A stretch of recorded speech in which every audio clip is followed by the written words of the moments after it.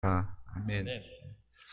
네, 오늘은 지난주에 우리 광고 드린 대로 우리 태국에서 만 21년 이제 22년 차 선교를 감당하고 있는 우리 구충의 선교사님, 우리 APU 우리 학생 중에 우리 구예성 학생의 아버님이 되십니다. 그래서 오늘 함께 말씀을 나누고 또 태국 선교 또 함께 또 나누어 주실 때에 하나님의 크신 은혜가 저와 여러분 또 우리 교회 가운데 있기를 바라고, 본인 소개는 아마 설교하면서 또 자세하게 그렇게 또 하실 겁니다. 나오실 때 우리 반갑습니다, 잘 오셨습니다, 할렐루야 그런 마음으로 박수로 환영하도록 하겠습니다.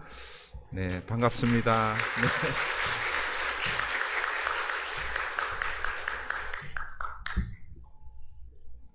네. 네, 저는 태국 방콕에서 사역하고 있는 구충해 선교사입니다.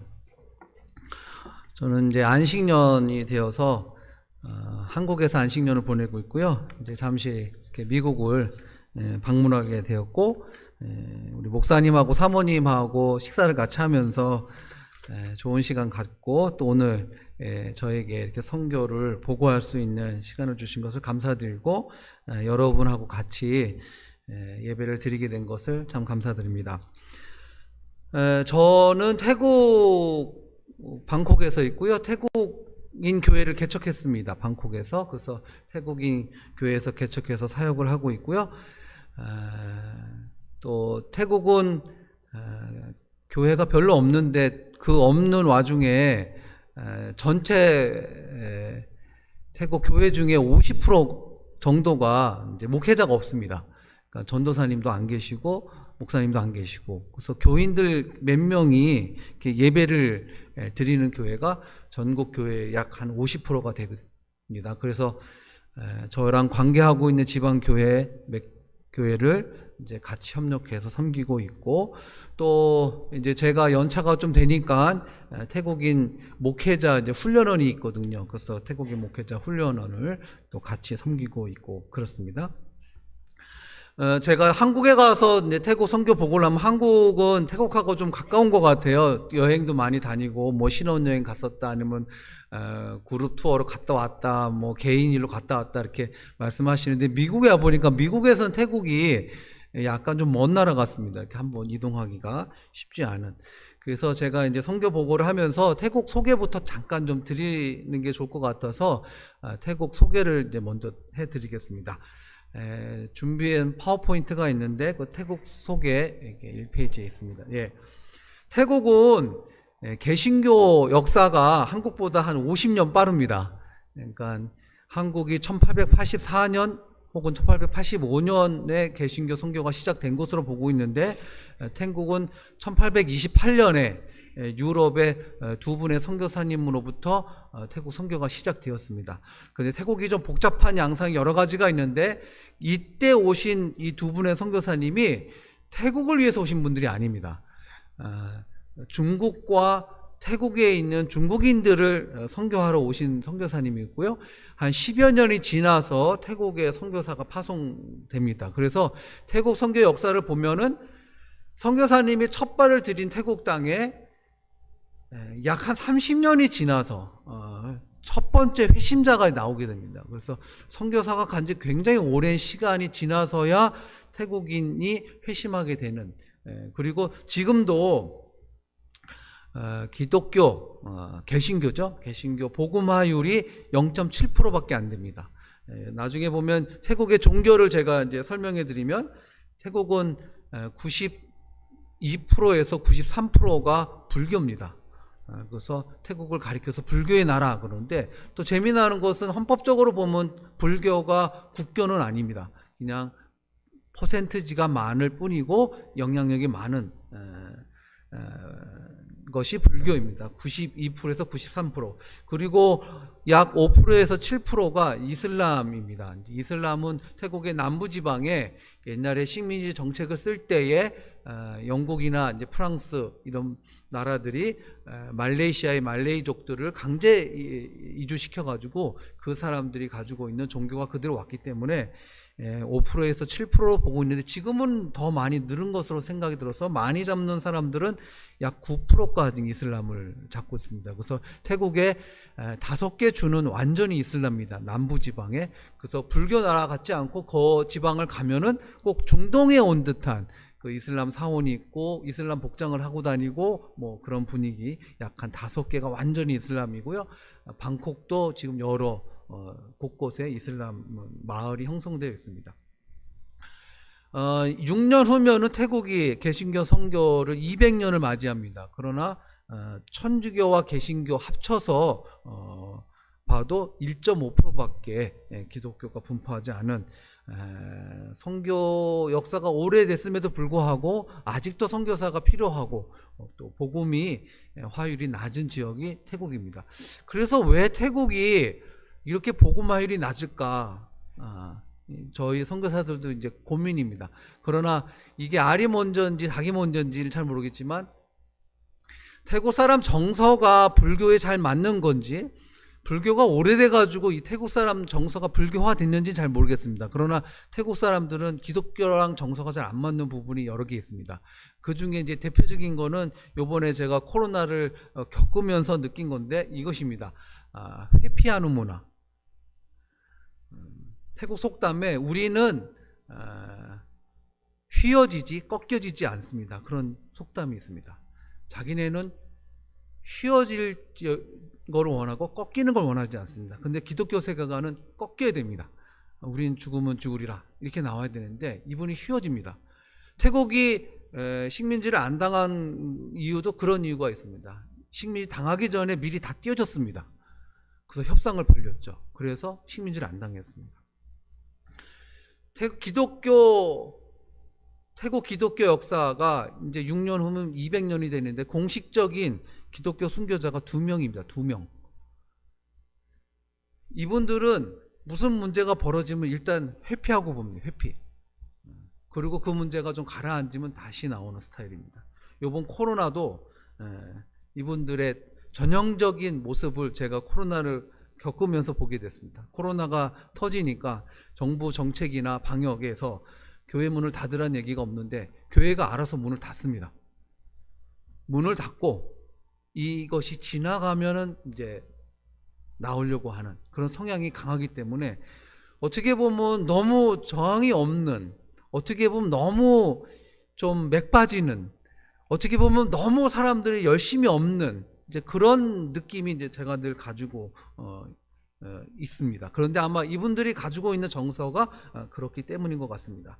우리가 알고 있는 태국, 저기에 나와 있죠. 고온다습한 나라. 예.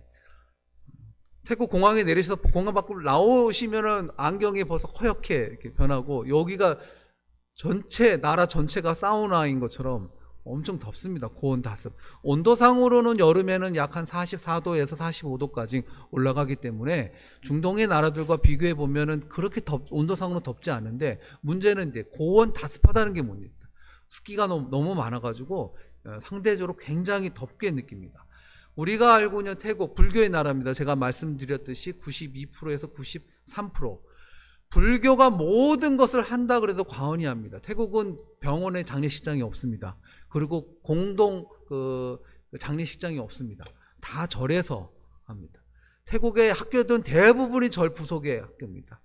태국에 제가 요번에 와서 굉장히 미국에 와서 놀란 거예요. 홈리스 피플이 제가 생각한 것보다 너무 많다. 태국의 홈리스 피플들 도와주는 것은 다 불교 절에서 도와줍니다. 태어나서 죽을 때까지 다 절과 관계가 있습니다. 인구의 92%가 3%가 불교인데 명목상 불교 신자들이 아닙니다. 절과 밀접한 관계가 다 있습니다. 그래서 태국을 불교의 나라. 퍼센트지로만 보면은 세계에서 제일 높은 퍼센트지가 태국이 아닌가 생각이 듭니다.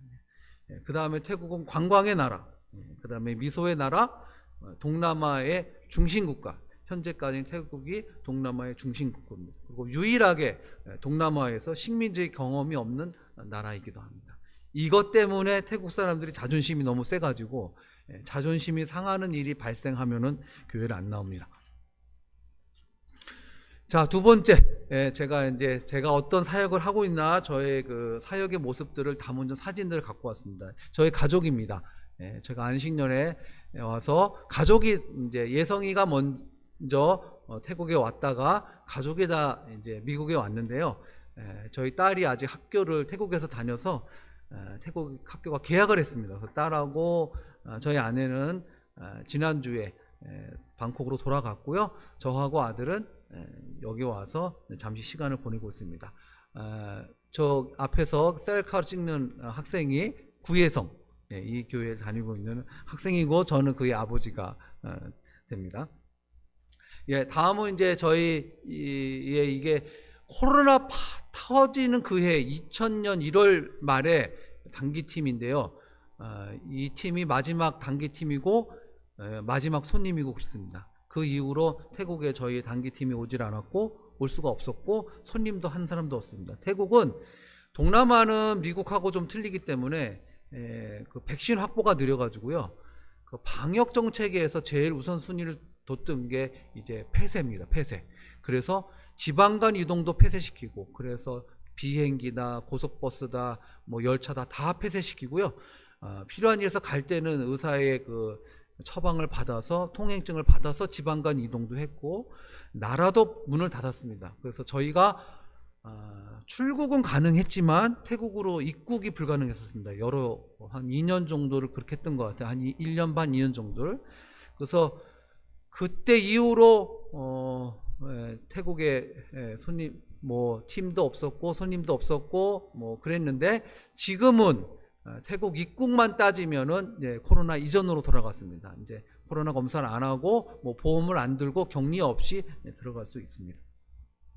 사진 쭉쭉 넘겨주세요. 그때 요건 잠깐 놔주시고요. 저희가 저희 아들이 19년 8월에 이제 그 대학을 미국으로 왔고 여기 브릿지 교회를 다니게 되었습니다. 근데 2000년도에 1월달, 2월달에 코로나가 이제 발생을 했죠. 근데 저희가 아이를 유학을 보내놓고 걱정을 참 많이 할 때였습니다.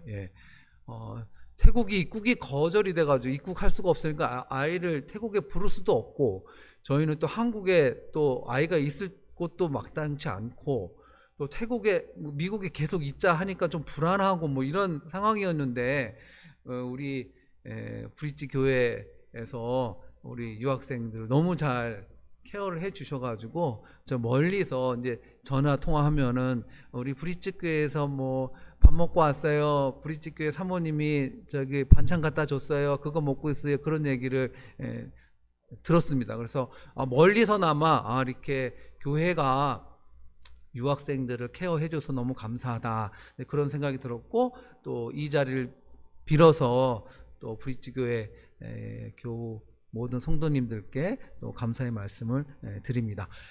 좀 전에 이제 이게 제가 잘 기억이 안 나는데 2000년인지 2001년인지 그 저희 추수감사절 때의 모습입니다. 이때도 교회에서 이제 정부에서 교회 문을 닫아라 또는 열었는데 뭐 15명 이상으로 모이지 말아라 10명 이상 모이지 말아라 뭐 이렇게 계속 방역 정책이 바뀌는 가운데 감사하게도 그때 추수감사절은 제한적이긴 하지만 일부는 아니죠. 교인들이 와서 교회에서 이제 추수감사절을 은혜 있게 드렸던 모습인 것 같습니다. 제가 생각에 2020년 같습니다. 교회에서 6개월 동안 정부에서 교회 문을 닫으라 그래가지고 교회 문을 닫았다가 한 6개월 만에 열어가지고 예배를 드렸던 모습인 것 같습니다. 이거는 그 마스크 쓰고 있죠, 마스크. 그 마스크를 한국에서 이제 K94인가요? 95인가요? 잘 기억이 안 나는데 그 마스크를 보내줬는데 태국이 희한하게 제가 잘 왜 그런지 모르겠습니다만 태국이요 덴탈 마스크는 생산이 되는데 우리나라 KF94 뭐 이런 거는 생산을 못 하더라고요. 태국이 지금도 참 희한한 게 이 종이 있지 않습니까? 사전 종이나 성경 종이는 이게 얇은 종이가 필요한데 태국은 아직도 그 생산을 안 하는 건지 못 하는 건지 하고 있습니다. 그래서 태국 성경의 대부분을 지금 한국에서 대한성서공회에서 편찬을 하고 있는 상황입니다. 그래서 코로나가 심할 때 이 마스크가 없으니까 이제 저희 그 한국교회에서 보내준 마스크들을 저희 교인들, 또 교인의 식구들, 또 교회 주변에 있는 사람들 나눠주고 그랬던 모습입니다. 예, 태국도 0.7%의 기독교 복음화율이지만 기독교 행사 다 합니다. 이제 그 중에 제일 큰 행사가 크리스마스 행사입니다. 제가 볼 때 오히려 한국보다도 더 나은 분위기입니다. 한국은 요즘 여러 가지 제약이 있어가지고 크리스마스 행사가 매우 축소되어 있는데 태국은 오히려 재밌게 저희 새벽성도 돌고 선물 교환도 하고 뭐 어린이 전도잔치도 하고 그렇습니다. 그런 모습입니다. 예, 넘겨주시고요. 이거는 제가 소속해 있는 그 GP 선교회 태국 선교사님들 모임입니다. 1년에 몇 번 모여서 식사 같이 하고 지금 한 15가정 정도 모여서 태국 선교를 위해서. 저 안에는 태국에 가신 지 약 한 50년 정도 지낸 선교사님도 계시고요. 제가 한 20년 조금 넘었는데 이제 중고참 되고 있습니다. 예, 넘겨주시면 되겠습니다. 이거는 저희 화요일날 성경 공부하는 모임인데 그 공간이요. 저희가 코로나 기간에 이제 새로 구입한 이제 공간입니다. 방콕이라 뭐 다 땅값도 비싸고 방값도 비싸고 그런데요. 아무튼 코로나 기간에 해가지고 교육관으로 쓸 방을 해서 이제 성경 공부를 하는 것입니다. 예, 넘겨주세요. 그거 할 때 이제 구입하기 전에 먼저 가서 기도했던 모습이고요. 네, 넘겨주세요. 예, 이것도 이제 리모델링 한 이후의 모습이고요. 예, 예. 저희 교회는 아파트 1층에 상가에서 있습니다. 저희 상가에 보면 방이 하나, 둘, 셋, 넷, 5개가 있는데요. 오른쪽에 그 네모난 박스 쳐져 있는 데가 새로 구입한 거고, 세 번째와 다섯 번째 그 사이에 있는 방이 이제 저희가 구입을 못한 방입니다. 저걸 구입하면 이제 5개 쭈루룩 저희 교회로 사용할 수가 있습니다. 예, 다음이고요.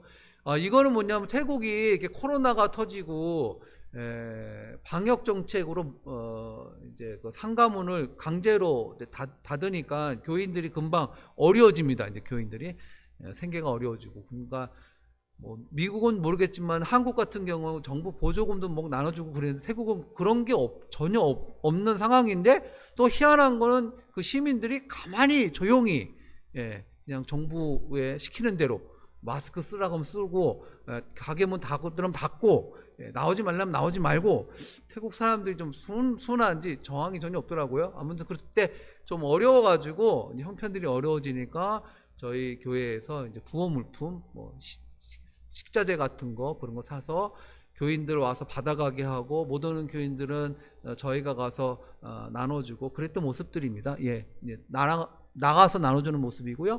예, 쭉쭉. 이거는 이제 어렵게 사는 동네에 가서 이제 그 물건들 나눠주는 모습입니다. 네.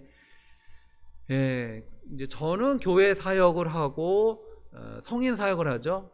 그래가 목회자 훈련 사역하고 지방에 있는 교회를 돌보는 사역을 하는데, 저희 아내는 교회를 중심으로 이제 어린이 사역을 합니다. 그래서 매주 토요일 날 교회 주변에 있는 어린이를 대상으로 키즈 클럽이라는 사역을 하는데, 이게 코로나 터지고 나서 현재까지 못하고 있으니까 한 2년 반 넘게 못하고 있습니다. 어린이 성탄, 이것도 원래는 이제 어린이들이 한 80명 정도 나오고, 부모님이 따라오는 사람들이 있어가지고 20-30명 나오고, 저희 스태프들이 한 20-30명 붙어가지고 약 150명이 치르는 행사였는데, 불교에서는 150명 되게 많이 모이는 거거든요.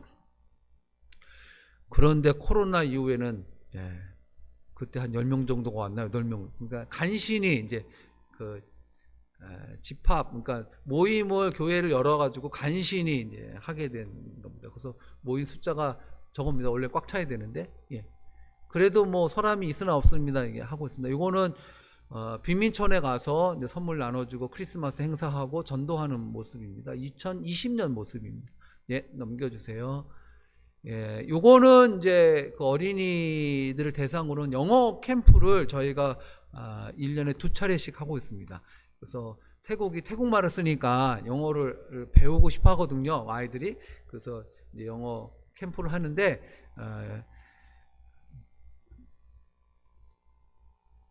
우리 이 미국에 있는 교회 우리 청년들이 영어 교사로 방학 때 좀 와가지고 영어 캠프 이제 그 태국까지 한국을 경유해가지고 태국까지 오는 거로 끊으면요 비행기 값이 오히려 더 싸거나 얼마 안 비싸거든요. 그러니까 방학 때 되면은 이렇게 태국에 좀 한 일주일이나 한 보름 정도 와가지고 캠프를 좀 해주고 또 태국 여행을 저랑 같이도 하고 제가 숙소 제공을 할 거니까 뭐 학생들 대학생들 뭐 그렇게 선교에 동참할 수 있습니다. 그 다음에 영어 캠프를 이제 독일에 있는 한인교회에서 몇 년 동안 영어 캠프 그 음악 캠프를 이제 해줬습니다. 음악 캠프. 태국이 재밌는 게요. 태국의 학교에서는 서양 음악을 안 가르칩니다. 그래서 악보를 못 봅니다. 악보를. 그래서 지방의 교회 가서 예배를 드리는데 찬양을 부르는데 어서 많이 듣던 찬양인데 새 찬양이거든요. 그래서 알고 보니까 같은 찬양인데 자기네 마음대로 부르니까 악보 없이 전혀 다른 찬양이 돼 있고 그러더라고요. 그래서 이제 그런 것도 좀 도와주고 싶어서 독일에 있는 한인교회가 매년 와서 음악 캠프로 이렇게 해서 태국의 교회의 그 음악적 요소들을 좀 도와주고 싶은 마음이 있다. 그래서 이렇게 하고 있습니다. 예, 넘겨주세요. 예, 코로나가 터지고 난 이후에 모일 수 없을 때도 있었고 또 모일 때는 뭐 5명 이상 집합금지, 10명 이상 집합금지 뭐 그 와중에 틈틈이 이렇게 모일 때 모습인 것 같습니다. 예. 예, 요 주일 예배 모습이고요. 하지만 할 건 다 했습니다. 이거 성찬식도 하고, 예. 그랬습니다. 이거는 이제 저희 제가 협력하고 있는 방콕의 교회와 지방의 교회 모습입니다.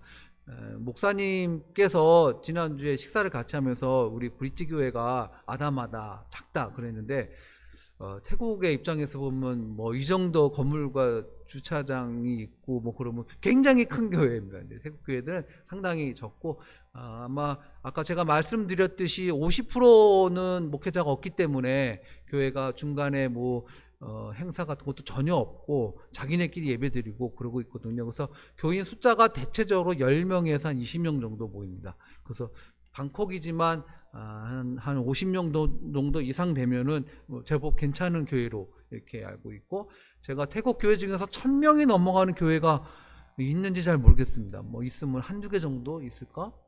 빼고는 나머지 교회들은 전부 다 이렇게 소규모입니다. 그래서 제가 아까 아침에 오면서 여기 주차장에 파킹을 하면서 우리 태국의 우리 교회도 이 정도 사이즈면 얼마나 좋을까? 교회가 너무 예쁘다. 뭐 그런 생각을 했습니다. 예, 다음. 양암교회라고요. 태국 페차분도에 있는 교회입니다. 지방교회의 특징은요, 땅이 싸기 때문에 대체적으로 교회들이 땅 안에 자기네 교회와 목회자 사택이 있습니다. 근데 문제는 목회자 사택은 있는데 목회자가 없다는 게 지금 문제거든요. 근데 이 교회도 제가 가면서 신학생을 세워놓고 지금은 전도사로서 지금 해서 이 교회는 전도사님이 가정이 돌보는 교회입니다. 근데 저는 한 달에 한 번 정도 이렇게 제가 협력교회들 돌아보거든요. 그래서 이 교회는 방콕에서 지방까지 저희 협력교회들 대부분 한 300km 떨어져 있는데 가서 토요일날 가서 식사 대접하고 주일날 예배 같이 드리고 성경 공부 인도하고 식사하고 또 이제 신방 다닐 사람들 신방 다니고 그렇게 이제 제가 섬기고 있는 교회입니다. 양암교회. 예, 좀 전에 건 예배당 모습이 이거는 이제 사택에 있는 모습이고요. 이게 예배당 정문 모습입니다. 본당은 아마 이거보다 더 클지도 모르는데 교회는 뭐 별로 없습니다. 이 교회는 300km 정도 떨어져 있는 방콕에서 300km 떨어져 있는 나콘 사완 도의 춤센교회입니다. 한국 춤센교회니까 한국 이름 같죠? 네. 저 교회가 제가 좀 걱정이 되는 교회입니다. 저 교회는 한 10명 정도가 나오는데 다 어르신들 뿐이 없습니다. 그래서 자기네게 총 인원이 10대 명인데 저한테 막 이런 거예요. 인원은 적어도 저 사람들 나이를 다 모으면 1000살은 넘을 거라고. 그리고 우리 죽으면 이 교회 우리 교회 어떻게 될 건가 걱정을 합니다. 저 교회는 전도사님도 안 계시고 젊은 사람도 없고 아이들도 없고 어르신들만 있어가지고요. 제가 걱정이 돼서 저 뒤에 오는 후배 선교사님 가정을 저 교회 보내는데 후배 선교사님 그 남자 선교사님이 암에 걸리셔가지고 저기서 몇 년 사역하시다 철수를 하셨어요. 그래서 지금은 사역자가 없는 교회고 제가 오기 전에 작년에 또 소천하신 분도 계시고 해서 저 교회는 제가 좀 걱정이 되고 신경이 많이 쓰이는 교회입니다. 저 교회도 뒤편에는 사택이 있어가지고요. 교회도 있고 사택도 다 준비를 해놨는데 사역자가 없습니다. 사역자가. 예, 다음 넘어가도록 하겠습니다. 이 교회는 태국은 여러 그 소수 부족이 있습니다. 그래서 그 중에 이제 이 카렌족 한 300km 방콕에서 300km 떨어져 있는 산 속에 있는 교회입니다. 그래서 이 교회를 이제 협력 교회를 해가지고요. 이번에 자기네가 원래 있던 그 산족 교회가 소수 민족들이 그 태국에 주민등록증이 없어가지고 땅을 뭐 주민등록도 없고 그러니까 정상적인 잡을 잡기가 힘들고 그러다 보니까 또 그 월급이 또 적고 뭐 농사 짓고 그러다 보니까 자기네 땅에서 이렇게 뭐 교회를 못 합니다. 있던 교회가 있던 땅에서 이제 주인이 땅을 반환하라 그래가지고 교회가 갑작스럽게 이전하게 되었고 그 이전하는 가운데 저가 좀 도와가지고 다른 선교사님 땅을 사주시고 저는 이제 건축을 해주는 지금은 이제 거의 다 졌습니다. 이 태국 시골 교회들이 뭐 그 직장을 다녀야 11조 헌금도 내고 그런데 헌금이 안 되니까 태국이 너무 덥다고 제가 말씀드렸잖아요. 그래서 산에 있으니까 그나마 좀 나은데 저는 가면 엄청 더운 거예요. 땀을 뻘뻘 흘리고 저 그런 거예요. 그래서 교회 지을 때 에어컨을 좀 놓자. 이번에 우리가 이제 에어컨을 놔주겠다. 그랬더니 놓기 싫다는 거예요. 그래서 아니 왜 에어컨을 좀 틀어놓고 좀 예배도 드리고 하지 모임도 갖고 식사도 거기서 하고 그랬더니 한다는 얘기가 에어컨 틀면 전기세가 많이 나와가지고 전기세를 낼 돈이 없다는 거예요. 그러니까 에어컨 필요 없습니다 이러더라고요. 그러니까 태국의 그 전체 교회들이 좀 뭐 어려운 상황인 것 같습니다. 예, 다음에 그 교회에 이제 제가 지금 그 이 사진은 이제 제가 가서 사진을 찍고 올 때 이렇게 하고 있었고 여기 몇 개월 지나가지고요. 지금은 교회는 이제 다 됐습니다. 그러니까 내부 시설 이런 것도 없고 그냥 거의 필요 없고요. 예, 뭐 태국은 더운 나라니까 뭐 냉난방, 뭐 벽 쌓고 이런 것도 거의 없고 겉의 모습만 갖추면 교회 하나가 이렇게 세워질 수 있습니다. 그래서 지금은 저 예배당에서 예배드리고 있습니다. 예, 이게 제가 방콕에서 사역하고 있는 이제 전반적인 제 사역의 모습입니다. 제가 오늘 본문을 디모데후서 4장 1절부터 8절로 잡았습니다. 이 본문은요, 제가 한국에 안식년으로 한국에 와서 이제 격리할 때 한국에 갔거든요. 갑자기 없던 격리 제도가 생겨가지고 10일을 격리하면서 성경을 읽는 중에 디모데 전서와 디모데 후서를 읽는 중에 이 말씀을 저에게 주신 말씀이라고 받았습니다. 그래서 네가 앞으로 이런 자세로 선교를 해라 라는 말씀으로 제가 그걸 받았습니다. 그래서 이 말씀을 잠깐 여러분에게 나눠주고, 근데 이 말씀이 비단 저에게만 적용되는 말씀인가? 그렇진 않다고 봅니다. 이 말씀을 읽는 모든 분들이 에게 적용되는 말씀이 아닌가 생각이 들어서 오늘 이 말씀을 잠깐 나누도록 하겠습니다. 이 말씀을 읽으면서 제가 그 옆에 제 나름대로 이렇게 소제목처럼 달아놨습니다. 소제목. 1절에 보면요, 이렇게 표현되어 있습니다. 하나님 앞과 살아있는 자와 죽은 자를 심판하실 그리스도 예수 앞에서. 하나님 앞과 그리스도 예수 앞에서 라는 표현이 있습니다. 앞에서. 이거는 우리가 너무 잘 아는 단어가 생각나죠. 코람데오. 라틴어의 코람데오 뜻은 하나님 앞에 서 있는 사람처럼 늘 하나님의 영광 아래 살아가고자 하는 의지를 넣은 단어입니다. 코람데오. 내가 하나님 앞에서 늘 살아가겠습니다. 하나님의 영광을 위해서 살아가겠습니다. 라는 표현입니다.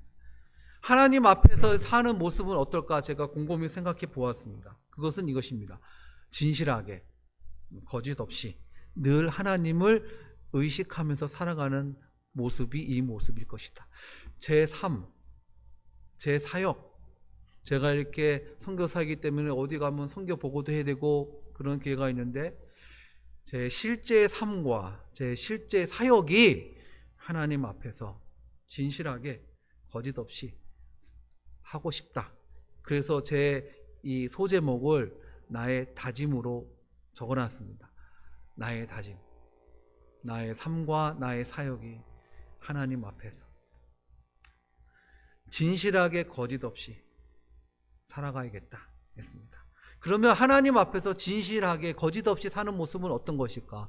하나님께 영광이 되는 모습은 어떤 것일까? 이렇게 생각해 보면서 이런 생각을 했습니다. 단순한 것부터 시작하는 건데 이런 것입니다. 하나님께서 하라고 하는 거는 하는 것이고 하나님께서 기뻐하시는 일은 하는 겁니다. 반대, 하나님께서 마음 아파하시는 것은 안 하는 겁니다. 하나님께서 하지 말라고 하는 것은 안 하는 것입니다. 하나님께서 마음 아파하시는 일을 굳이 제가 할 필요가 있겠습니까? 예, 여러분들도 저와 같은 하나님이 기뻐하는 일을 하시는 거고 하나님이 하라 그러는 거는 하는 것입니다. 그 대신에 하나님이 하지 말라는 것, 하나님이 생각할 때 하나님이 마음 아파하시겠다 하는 것은 하지 않는 것. 두 번째 본문요, 여기 1절과 2절에 보면 하나님 앞과 그리스도 예수 앞에서 사도 바울이 한 얘기가 있습니다. 엄히 명하노니 2절에 너는 말씀을 전파하라. 때를 어떤지 못 어떤지 항상 힘쓰라. 예, 이번 코로나를 겪으면서 제 마음에 너무 공감하는 부분이 많은 이 말씀입니다. 때를 어떤지 못 어떤지 항상 힘쓰라. 사람이 코로나로 교회에 못 오든 교회에서 5명만 예배를 드리든지 10명 예배 드리든지 어떻든지 간에 때를 어떤지 못 어떤지 항상 힘써야 되는 모습이 이 모습이 아닌가 이렇게 생각이 듭니다. 여기 보면은 너는 말씀을 전파하라 라고 해봤습니다. 사도 바울이 하나님 앞과 그리스도 예수 앞에서 엄히 명하는 내용은 말씀을 전파하라, 복음을 전하라 라는 것입니다. 제가 그 옆에 저의 소제목을 달았습니다. 나의 사역. 저는 하나님께 기도한 게 있습니다. 하나님, 제가 하나님께서 선교사로 부르셨는데 이 선교사의 삶을 마치는 동안까지 생계를 위해서 혹은 그 어떤 이유에 의해서 잡을 잡지 않도록 해주세요. 무슨 일 하지 않도록 해주세요. 어떤 선교사님들과 후원교회가 끊겨가지고 돈이 없으니까 일을 합니다. 어떤 분들은 태국에서 뭐 좋은 기회가 있어가지고 여러 가지 뭐 한국어를 가르친다든가 대학에서 뭘 한다 해서 일을 하시면서 또 월급을 받고 그걸로 사역하고 뭐 그런 분들도 계십니다. 그런 분들이 나쁘다는 게 아니라 저의 다짐 중에 하나, 저의 사역이 하나님 앞에 기도하는 모습은 뭐냐 하면은 하나님, 제가 일반 일을 하지 않고 이 복음만 전하는 사람으로 살게 해주세요. 주님 앞에 서는 날까지 저도 하나님께 약속하겠습니다. 무슨 좋은 오퍼가 와도 제가 그거 거절하겠습니다. 왜? 주님께 제가 기도했으니까. 저한테 2번의 기회가 있었는데 제가 그때 하나님께 한 약속이 생각나가지고 거절했습니다. 그러면서 생각나는 게 태국교회가 작다 그랬잖아요. 어떨 때는 평일날 성경 공부하면 2-3명 와 있고 어떨 때는 안 올 때도 있고 막 그렇습니다. 그럴 때 이렇게 쓰면 상당히 초라한 생각이 들 때가 많거든요. 그럴 때 하나님 앞에 제가 기도한 거, 또 하나님께서 그동안 저를 인도해 주신 거, 그런 거 생각, 이 2-3명이 더 귀하다, 그런 생각을 저 가지고 있습니다. 하나님께서도 그렇게 여기실 거라 생각이 들고 저가 하고 싶은 사역, 아무튼 하나님 앞에 가는 날까지 이 말씀, 이 복음을 전하는 사역을 하고 싶습니다. 우리가 복음에 대해서도 확실히 알아야 될 것 같고, 두 번째로는 이 복음을 전하는 삶의 현장, 사역의 현장이 그렇게 쉽지가 않습니다. 저는 선교사로서 살아보니까 너무 감사한 건 제가 복음을 아는 사람이 되었다는 건 너무 감사하고, 이런 게 있어요. 교회에 대해서 하나님에 대해서 관심이 있는 어떤 분이 계신데 자기가 혼자 교회에 와서 저를 만나기는 좀 힘든 거니까 자기 딸을 데려온 거예요. 데려와서 둘이서 저의 평일 나와서 시간을 보내는데 그분한테 복음을 전하는 거죠, 제가. 태국 사람. 근데 어떤 일이 벌어진지 아십니까? 태국 사람한테 그 엄마한테 복음을 전하고 그 딸은 옆에 앉아 있는 거, 중학생 정도 된 딸이 그냥 앉아 있는데 나중에 복음을 전하고 이제 예수님을 우리 구주로 영접하시겠습니까? 물어보잖아요. 물어봤더니 생각을 더 하게 봤다. 근데 그 옆에 앉아있던 중학생 딸이 자기는 믿겠다. 그래서 제가 복음을 전하면서 많이 드는 생각이 내가 결정하고 내가 이해하고 내가 결정하고 내가 믿는 것 같지만 그렇지 않구나. 내가 예수 그리스도를 나의 구주로 고백하는 이 신앙이 얼마나 복된 것인가. 사도 바울이 여기 보면요, 그 복음의 현장, 복음을 전할 때 상황들이 쉽지 않은 것을 말하고 있습니다. 때가 이르르니 사람이 바른 교훈을 받지 아니하며 귀가 가려서 자기의 사욕을 따를 스승을 많이 두고 또 그 귀를 진리에서 돌이켜 허탄한 이야기를 따르리라. 쉽지 않습니다. 복음을 전하는 상황이. 환경적인 상황보다도 이 복음을 대하는 사람들의 모습이 복음에 대해서 적대적인 경우가 굉장히 많습니다. 그러나 사도 바울이 5절에 보면 이렇게 얘기하죠. 그러나 너는 모든 일에 신중하여 고난을 받으며. 복음을 전할 때 고난을 받으라. 디모데 후서에 보면요, 재미있게 또 1장에도 1장 8절에도 복음과 함께 고난을 받으라. 디모데에게 그렇게 얘기를 하죠. 2장 3절에도 보면 너는 그리스도 예수의 좋은 병사로 나와 함께 고난을 받으라. 복음을 전할 때 그 복음을 전하는 삶의 현장들이 쉽지가 않은 것입니다. 그럼에도 불구하고 사도 바울이 디모데에게 권면해 주는 것은 이 복음과 함께 고난을 받으라 라는 것입니다. 왜 그럴까? 복음의 가치 때문에 그런 거 아니겠습니까? 복음의 가치 때문에 이 복음을 전하면서 받는 고난을 기꺼이 받으라고 사도 바울은 권면해 주고 있는 것입니다. 복음을 전할 때 고난 받는 것을 기뻐할 수 있도록, 감사할 수 있도록 여러분 저를 위해서 기도해 주시기 바랍니다. 세 번째는 사도 바울이 본인의 사역을 여기서 정리를 합니다. 여기 보면은 6절과 7절에 그 말씀이 나와 있죠. 사도 바울은 지금 이 디모데 후서를 쓸 때는 로마 감옥에서 2차 투옥할 때입니다. 그리고 머지않아 사형이 집행될 것을 알고 있었던 것 같습니다. 그래서 6절에 보면 전제와 같이 내가 벌써 부어지고 나의 떠날 시각이 가까웠도다. 자기의 죽음을 예고하고 있죠. 그리고 7절에 본인의 사역을 정리합니다. 나는 선한 싸움을 싸우고 나의 달려갈 길을 마치고 믿음을 지켰으니, 여기서 보면 동사가 세 가지 동사가 나옵니다. 나의 선한 싸움을 싸우고 나의 달려갈 길을 마치고 믿음을 지켰다. 이 주석을 찾아보니까 이 재밌는 표현을 쓰신 분이 계시더라고요. 여기에 나온 동사 세 가지를 사도 바울이 완료 시제로 썼다 이것입니다. 완료 시제를 사용해서 그 의미가 완주했다. 하나님께서 주신 이 복음을 전하는 사역을 완주했다라는 표현을 씀으로써 그의 믿음 생각과 그의 사역을 정리한 것입니다. 중요한 것은 1등을 했다가 아니고 완주했다. 하나님께서 우리에게 주신 사역의 내용이 여러 가지 다를 수 있습니다. 저는 방콕에서 현지인 교회를 개척해서 현지인 교회 사역을 하는 목회 사역을 하는 선교사입니다. 어떤 분들은 법인을 세워서 하는 사람도 있고, 어떤 분들은 태권도, 어떤 분들은 한글, 여러 가지 모양으로 사역을 하고 있습니다. 어떤 분은 크게 하고 어떤 분은 작게 하고. 중요한 것은 완주가 아닌가 생각합니다.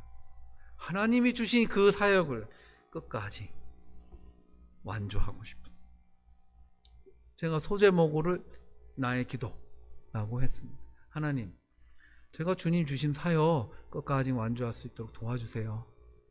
저는 그렇게 살고 싶습니다. 사도행전 20장 24절에 보면 사도 바울이 이런 얘기를 하죠. 나의 달려갈 길과 주 예수께 받은 사명 곧 하나님의 은혜의 복음을 증언하는 일을 마치려 하면은 나의 생명조차 조금도 귀한 것으로 여기지 아니하노라. 사도 바울은 자기의 말대로 이 동사, 세 가지의 동사를 써서 자기의 삶과 자기의 사역을 정리한 것 같습니다. 저도 이 사도 바울처럼 완주하고 싶습니다. 여러분 기억나실 때마다 기도해 주셨으면 좋겠습니다. 마지막은요, 의의 면류관입니다. 의의 면류관. 우리가 바라봐야 될 것, 우리의 최종 목표, 의의 면류관. 8절에 보면 이제 후로는 나를 위하여 의의 면류관이 예비되었으므로. 하나님께서 저희를 주의 종으로 부르시지 않습니까? 종은 주인에게 기쁨이 되는 일을 하면 되는 것이죠. 종은 주인에게 유익을 남기면 되는 것입니다. 하나님께서 저희를 종으로 부르셨는데 주님께서 시키시는 일, 주님 앞에 유익을 남기는 종이 되어서 여기 맨 나중에 이 8절에 나와 있는 거 있죠. 주님 앞에 섰을 때에 이제 후로는 나를 위하여 의의 면류관이 예비되었으므로 의의 면류관을 받을 수 있는 그런 사람이 되고 싶습니다. 제가 몇 년 전에 필리핀 선교사 대회가 있어가지고 필리핀에 간 적이 있습니다. 필리핀의 저 북쪽에 보면 바기오라는 도시가 있습니다. 혹시 필리핀 바기오를 아시거나 다녀오신 분이 계신가요? 산이 엄청 많고요. 제가 거기 태국에도 저기 치앙마이 북쪽에 산이 많습니다. 근데 그 바기오는 해발 1500, 1600 정도 되더라고요. 선교사 대회가 있었는데 제가 이제 마닐라 공항에서 내려가지고 해발이 높다니까 어떤 현상이 일어나 그래가지고 마닐라 공항에서 이제 과자를 사가지고 그 바교까지 갔더니 과자가 빵빵하게 부풀어 있더라고요. 기압이 있으니까 그렇게 되는. 저는 새벽에 자다가 2번이나 다리에 쥐가 나서 너무 힘든 도시였어요. 근데 그 산 속에 선교사님들이 계신 거예요. 제법 많아요. 그리고 그 산 속에 선교사가 있다는 얘기는 사람이 살고 있는 거예요. 그 산 속에. 그래서 제가 처음 가가지고 그 산을 보면서 어떤 사람들이 여기까지 기어 올라와가지고 여기 사나 그런 생각이 들었습니다. 이 높은 도시에. 그리고 또 생각이 드는 거는 아니 또 여기까지 올라와가지고 복음을 전한다고 여기까지 올라온 사람들은 뭐 어떤 사람인가 그런 생각을 잠깐 했습니다.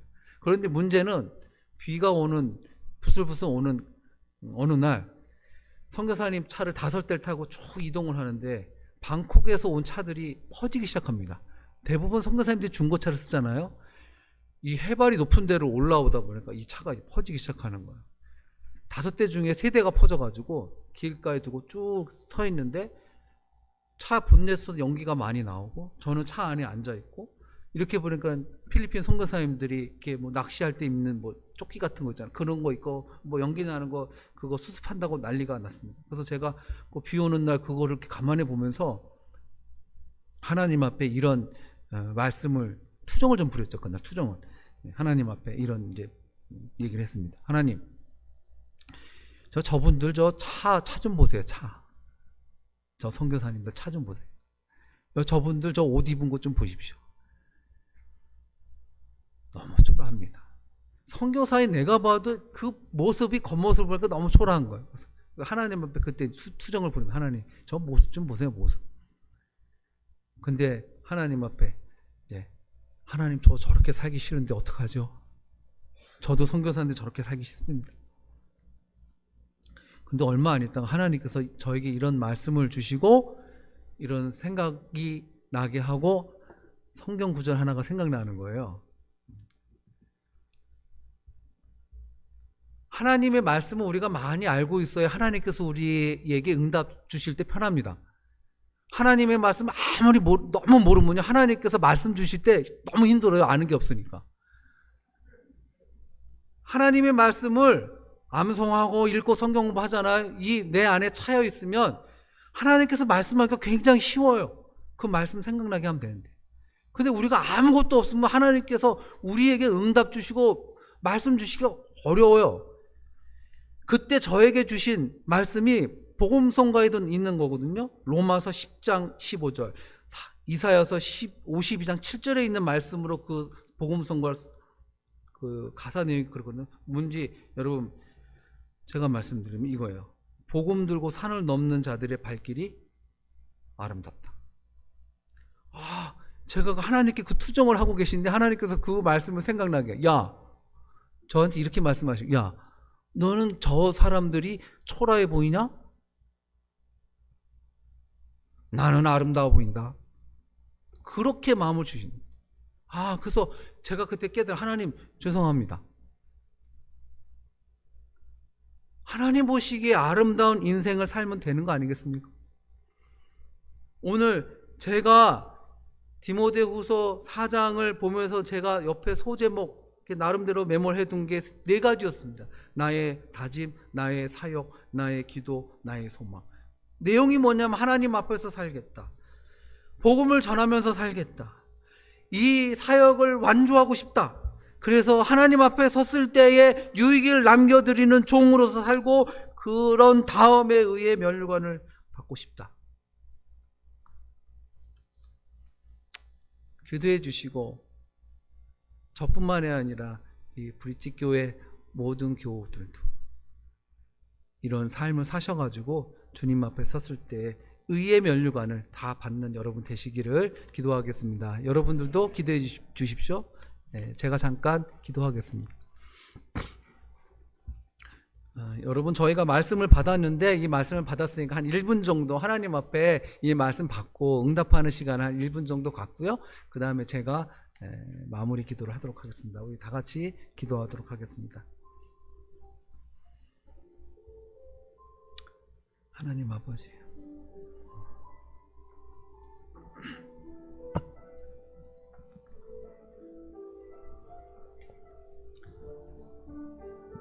주님께서 우리에게 베풀어 주신 그 놀라운 은혜를 통해서 감사드립니다. 하나님, 우리의 다짐, 우리의 사역, 우리의 기도, 우리의 소망이 오늘 디모데후서 4장 1절과 8절에서 있는 이 말씀들, 하나님 앞에서 살아가게 하시고 복음을 전하며 살게 하시고 완주하며 살게 하시고 의의 면류관을 바라보는 저희들 되게 하옵소서. 우리 브릿지 교회 모든 교우들을 축복하여 주시옵소서. 우리가 같은 은혜 안에 있게 하여 주시옵소서. 그래서 하나님께 영광이 되는 삶을 살 수 있도록 주님 도와주시옵소서. 하나님 은혜를 감사합니다. 하나님 아버지, 복음을 전하는 사람, 복음을 아는 사람으로 저희를 세워주신 것을 감사합니다. 오늘 하나님께서 저에게 귀한 기회를 주셔서 이 브릿지 교회에 와서 우리 교우들과 같이 예배드리고 또 선교 보고를 하고 말씀을 전할 수 있는 시간을 주신 것을 감사합니다. 주님 앞에 충성스러운 종이 되고 싶습니다. 주님 도와주세요. 믿음이 연약할 때도 있습니다. 주님 함께 해주세요. 우리의 생각이 흔들릴 때도 있습니다. 성령님 도와주세요. 그래서 우리가 주님 앞에 살아갈 때 주님께 영광이 되는 삶을 살게 하시고 나중에 주님 앞에 섰을 때에 충성된 종, 유익을 남기는 종, 그래서 의의 면류관을 받을 수 있는 저와 브릿지 교회 모든 성도들 되게 하옵소서. 오늘 예배를 주님 받아 주시옵소서. 우리의 기도를 들어주신 것을 감사드리고 우리의 찬양을 받으신 것을 감사드립니다. 우리의 삶이 주를 위한 삶 될 수 있도록 주여 인도하여 주시고 함께하여 주시옵소서. 감사드리며 예수 그리스도 이름으로 기도드립니다. 아멘. 예, 감사합니다.